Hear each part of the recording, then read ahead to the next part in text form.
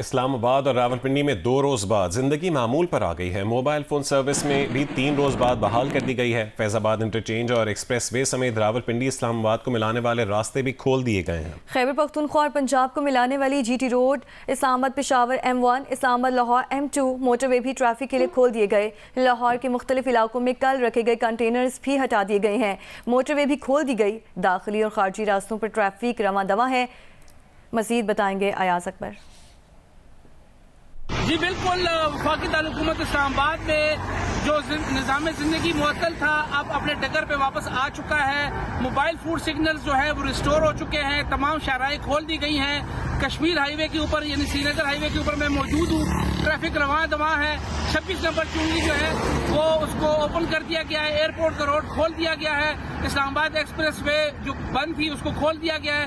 फैज़ाबाद जो ब्रिज था जहाँ पर बंद की गई थी वो शाहराह भी खोल दी गई है। मोटरवे M1 M2 उसको भी खोल दिया गया है। मरी एक्सप्रेस वे भी खोल दी गई है। बाराकऊ से लेकर एक्सप्रेस वे जो कनेक्टिविटी है जो मुजफ्फराबाद रोड जाती है उसको भी खोल दिया गया है। सिर्फ जो रेड जोन और एक्सटेंडेड रेड जोन उसको सिक्योरिटी के लिए बंद रखा गया है। इस वक्त जो मुजाहिरीन थे वो तमाम तौर इस्लामाबाद से बाहर जा चुके हैं। तमाम रोड्स नॉर्मल तरीके से जो है वो अब ट्रैफिक रवां दवा है। पुलिस की प्रेजेंस भी अभी हमें नजर नहीं आ रही। सिर्फ जो है वो डी चौक और रेड जोन तक पुलिस और FC और रेंजर्स मौजूद है। और इस्लामाबाद में सख्त सिक्योरिटी इंतजाम किए गए हैं। इंतजामिया का दावा है कि तमाम मुजाहिरीन को मुंतशिर कर दिया गया है, जबकि मोबाइल फ़ोन सर्विस भी जुज़वी तौर पर बहाल कर दी गई है। डी चौक इस्लामाबाद की सूरत हाल बताएंगी मरियम नवाज। जी, मैं इस वक्त मौजूद हूँ इस्लामाबाद के डी चौक में, जहाँ पर पुलिस, FC, आर्मी और उसके अलावा रेंजर्स के दस्ते मौजूद हैं। IG इस्लामाबाद ने अब से कुछ देर पहले यहाँ पर दौरा भी किया। पुलिस का मोराल भी बुलंद करने के लिए नाराबाजी की गई। उसके अलावा पुलिस का ये कहना है, IG इस्लामाबाद और जो हुकाम है उनका ये दावा है कि इस्लामाबाद को क्लियर कराया जा रहा है उन तमाम तर मुजाहिरीन से जो गुज़िश्ता रोज़ यहाँ पहुँचे थे। इस वक्त जो जिना एवेन्यू की सूरत हाल है, डी चौक की सूरत हाल है, यहाँ पर कोई मुजाहिरीन मौजूद नहीं है। पुलिस का ये कहना है, दावा है इंतजामिया का कि उन्होंने कामयाबी से जो मुजाहिरीन है उनको मुंतशिर किया है और आज इस्लामाबाद को क्लियर कर लिया जाएगा। अब से कुछ देर पहले इस्लामाबाद में मोबाइल फोन सर्विस बहाल हो गई है। ये भी दावा किया जा रहा है कि इस्लामाबाद के रास्ते भी आज शाम तक क्लियर करके खोले जाएंगे। खैबर पख्तूनख्वा से लाई गई सरकारी मशीनरी इस्लामाबाद इंतजामिया ने तहवील में ले ली है। ज़िला इंतजामिया के ज़राए का कहना है कि खैबर पख्तूनख्वा से लाई गई रेस्क्यू 1122 फायर ब्रिगेड की गाड़ियाँ तहवील में ले ली गई हैं।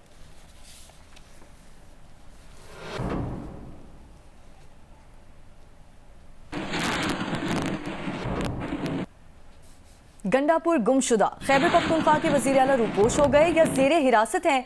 अली अमीन का कल से कुछ पता नहीं। हिरासत में ले जाने की मुतज़ाद इत्तलात हैं। वज़ारत दाखिला के ज़राए ने गिरफ्तार करने की तरदीद की है।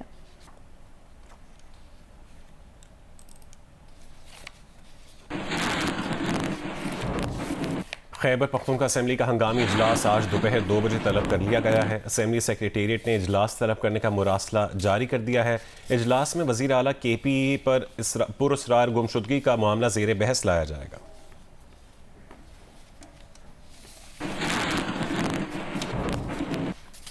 मुशीर इत्तलात खैबर पख्तूनख्वा बैरिस्टर सैफ का कहना है कि वज़ीर आला अली अमीन गंडापुर कल से लापता हैं। वज़ीर आला से न पार्टी का और ना ही अहल खाना का राब्ता हो रहा है। मुंतखब वज़ीर आला को लापता करना दहशतगर्दी नहीं तो और क्या है। बैरिस्टर सैफ ने कहा है कि मरियम नवाज का PTI से मुतालिक बयान गैर जिम्मेदाराना है। PTI नहीं बल्कि मुस्लिम नून दहशतगर्द जमात है। फॉर्म 47 का इस्तेमाल सबसे बड़ी दहशतगर्दी है। हुकूमत ने मुल्क को बनाना रिपब्लिक बनाया हुआ है।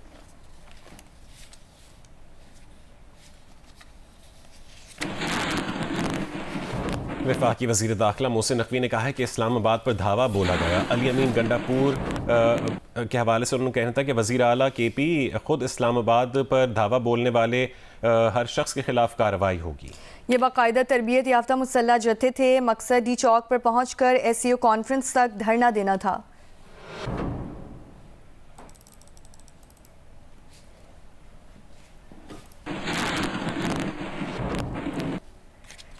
नायब वज़ीर-ए-आज़म इसहाक डार ने कहा है कि SCO के मौके पर एहतजाज इंतशार पैदा करने के लिए है। दूसरे मुल्क के वज़ीर ख़ारजा को एहतजाज में शिरकत की दावत देना मुल्क की साख को नुकसान पहुँचाने की साजिश है।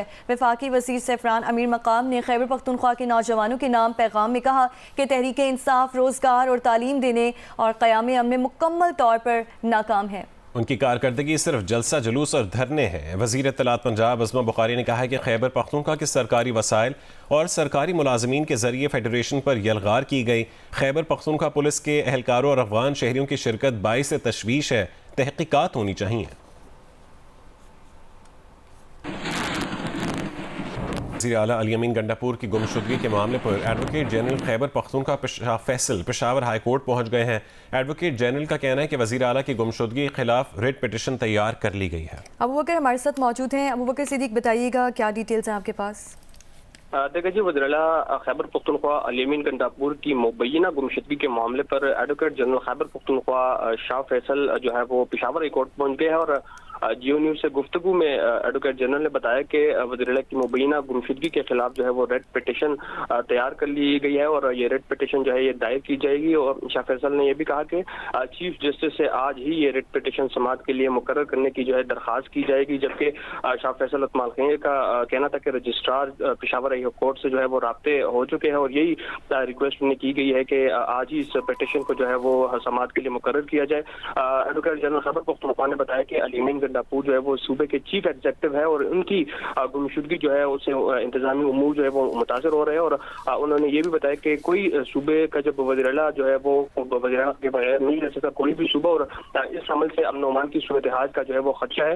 एडवोकेट जनरल खैबर पख्तूनख्वा ने कहा कि ये अहम मामला है और दरख्वास्त की गई है कि इसको आज ही देखा जाए। जी बहुत शुक्रिया अबू बकर अपडेट करने के लिए।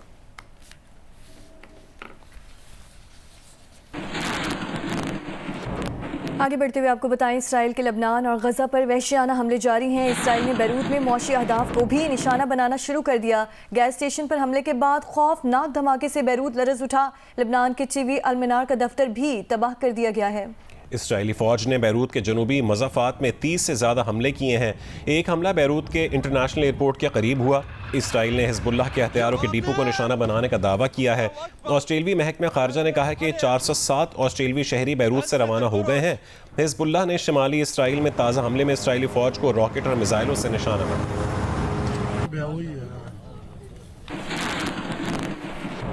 वस्ती गजा में मस्जिद और स्कूल पर इसराइली फ़ौज की बमबारी से 24 फ़लस्तीनी शहीद और 93 ज़ख्मी हो गए। इसराइली फ़ौज का दावा है कि मस्जिद और स्कूल हमास के कमांड एंड कंट्रोल मराकज़ के तौर पर इस्तेमाल किए जा रहे थे। गजा में कल से अब तक 37 फ़लस्तीनी शहीद हो चुके हैं। इसराइली फ़ौज ने शुमाली गजा से इनखला के नए अहकामात भी जारी कर दिए हैं।